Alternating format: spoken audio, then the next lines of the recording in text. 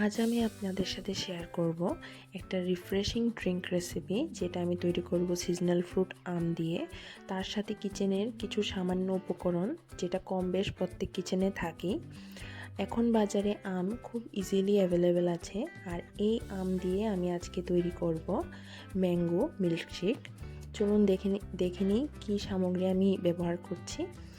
আমি নিয়ে নেব 3টে আম, তার সাথে আমি নিয়ে নিচ্ছি কিছু পরিমাণ চিনি, তার সাথে আমি নিয়ে নেব 1 গ্লাস পরিমাণ দুধ। এই দুধটা কিন্তু একদম চিল দুধ, আমি ফ্রিজ থেকে বের করেছি। চলুন এখন রেডি করা যাক। আমি প্রথমে আমগুলোকে ভালো করে ধুয়ে কেটে পরিষ্কার করে নেব। তারপর আমি এগুলাকে ছোট ছোট পিস করে নেব। আপনি চাইলে বড় বড় পিস করতে পারেন, তাতে ব্লেন্ড করতে একটু বেশি সময় নেবে।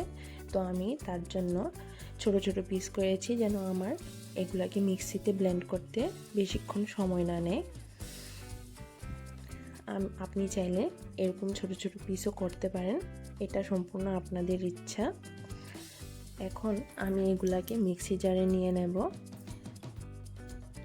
আমগুলিকে এরকম ছোট ছোট পিস করে আমি মিক্সিতে ঢেলে নিয়েছি। তার সাথে আমি এখানে দিয়ে দেব কিছু পরিমাণ চিনি। আমি এখানে ব্যবহার করেছি 4 থেকে 5 চামচ চিনি। তার সাথে আমি দিয়ে দেব এখানে দুধ, কিছু পরিমাণ দুধ দিয়েছি। আপনি চাইলে বেশি পরিমাণ দুধ দিয়ে এটাকে পেস্ট করতে পারেন।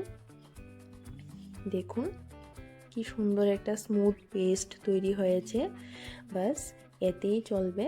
এখন এটাকে সুন্দর আপনি গ্লাসে ঢেলে এটাকে ইচ্ছে করলে বিভিন্ন রকমের যে ড্রাই ফ্রুট দিয়ে সার্ভ করতে পারেন। আমি এখানে শুধু কুচানো কিছু আম দিয়ে গার্নিশ করেছি। বাস হয়ে গেছে আমাদের ম্যাঙ্গো মিল্কশেক তৈরি। এটাই ছিল আমার আজকের রেসিপি।